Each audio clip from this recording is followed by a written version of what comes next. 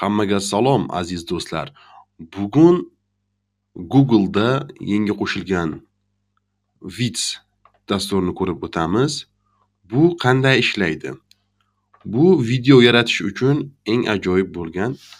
Hozirda VO3 versiya 8 sekundgacha bo'lgan videolarni yasab beryapti. Bu yerdan tanlaysiz mana 3.1 versiyasini.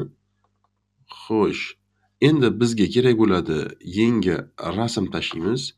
Bu yerga farqi yo'q, bitta rasm olamiz. Masalan, rasmni qo'ygandan keyin bu tomonda, o'ng tomonda qo'yilgan instrumentlar o'zingizlar bir ko'rib chiqsanglar bo'ladi. Tekstlarga animatsiya berish, shakllar chizish yoki o'sha boshqa rasmlar yaratish uchun. Image qismlari. Hozir men video yaratishni rasm orqali qilinganini ko'rsatib o'taman. Xo'p, bu yerga bitta yozamiz. Fly deb yozdim, shundoq. Bu nima qilishlarini yozsangiz o'zi to'g'rilab beradi. Oddiysini faqat bitta so'z orqali hozir biz tashlagan rasm qanday ko'rinishda bo'lishini ko'ramiz.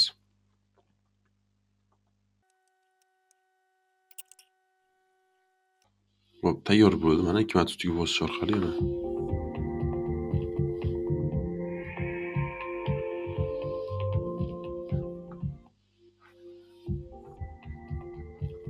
Agarda sizga yoqmasa, yana generatsiya qilishingiz mumkin bo'ladi.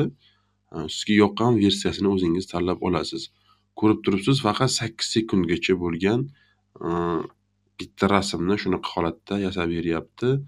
Agar ikkita, uchta rasmlarni alohida olib kelib qo'ysangiz ham bo'ladi. Hozir sinab ko'ramiz. Tayyor bo'ldi.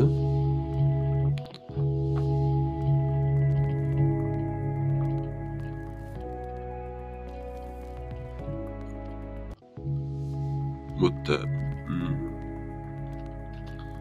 Xo'sh. Endi buni olib kelib qo'yamiz. Mana bu yerda timeline qismi bor.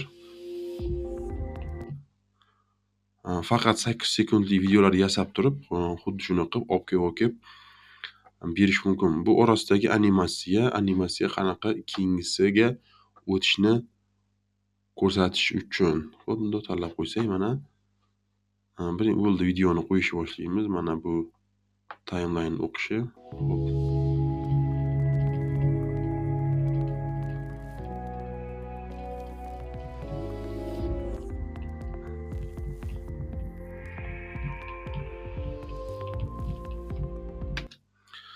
Endi shunaqa qilib turib bir nechta rasmlarni yasashimiz mumkin bo'ladi video orqali animatsiyada.